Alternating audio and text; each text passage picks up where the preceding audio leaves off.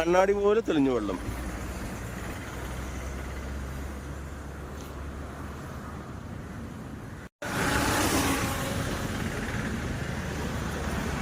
മൂവാറ്റുപുഴയിലാണ് ഇപ്പോൾ.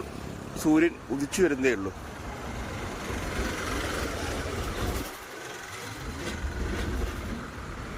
ഇതാണ് മൂവാറ്റുപുഴ പാലം. ഇത് പുതിയ പാലമാണ്. തൊട്ടപ്പുറത്തുള്ളതാണ് പഴയ പാലം.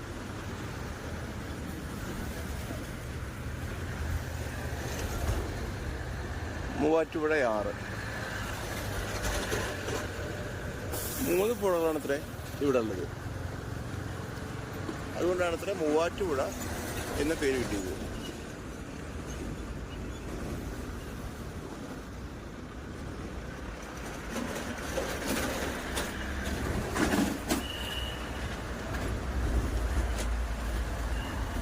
മൂവാറ്റുപുഴ ടൗണിൻ്റെ ഒരുപാട് താഴെ കൂടിയാണ് ഈ പുഴ ഒഴുകിക്കൊണ്ടിരിക്കുന്നത്.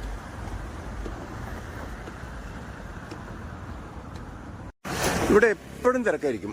എവിടെയും വണ്ടികളൊന്നും പാർക്ക് ചെയ്യാനുള്ള സൗകര്യം പോലും ഇല്ലാത്ത ഒരു സിറ്റിയാണ് മൂവാറ്റുപുഴ സിറ്റി.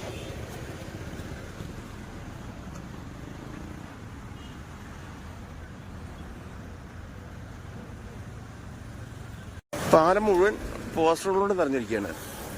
പോസ്റ്ററുകളും അതുപോലെ രാഷ്ട്രീയ പാർട്ടികളുടെ കൊടികളും കൊണ്ടൊക്കെ നിറഞ്ഞിരിക്കുകയാകെ.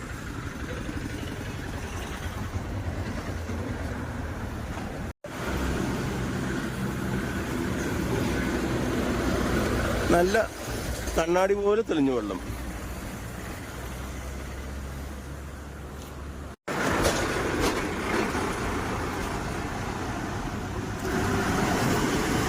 ഇതാണ് മൂവാറ്റുപുഴയിലെ പ്രധാനപ്പെട്ട ജംഗ്ഷൻ.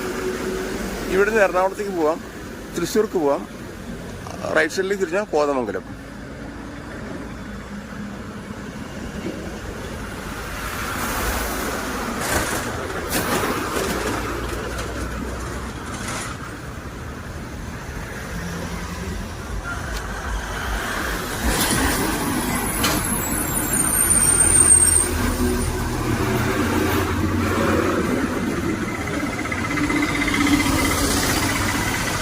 ഇനി താഴത്തെ പാലത്തിൽ കൂടെ പോവാം.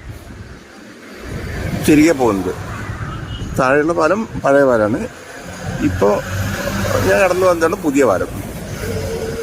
ഈ റോഡ് ക്രോസ് ചെയ്യണം അങ്ങോട്ട്. അത്ര പെട്ടെന്നൊന്നും ഈ പാലം ക്രോസ് ചെയ്തിട്ട് അപ്പുറത്തെ പാലത്തിൽ കിടക്കാൻ കഴിയില്ല.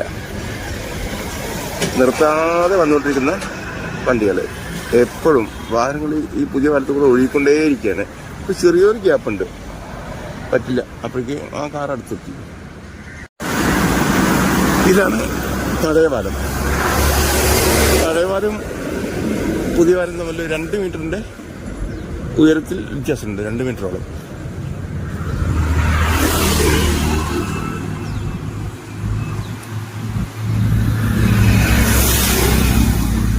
കണ്ടോ? പഴയ പാലത്തിൽ കൂടെ ആൾക്കാർക്ക് നടക്കാൻ പ്രത്യേക വഴികളൊന്നും ഉണ്ടായിരുന്നില്ല. എന്നാൽ പുതിയ പാലത്തിൽ ആൾക്കാർക്ക് അങ്ങോട്ടും ഇങ്ങോട്ടും നടക്കാനായിട്ടുള്ള നടപ്പാതൊക്കെ ഉണ്ട്.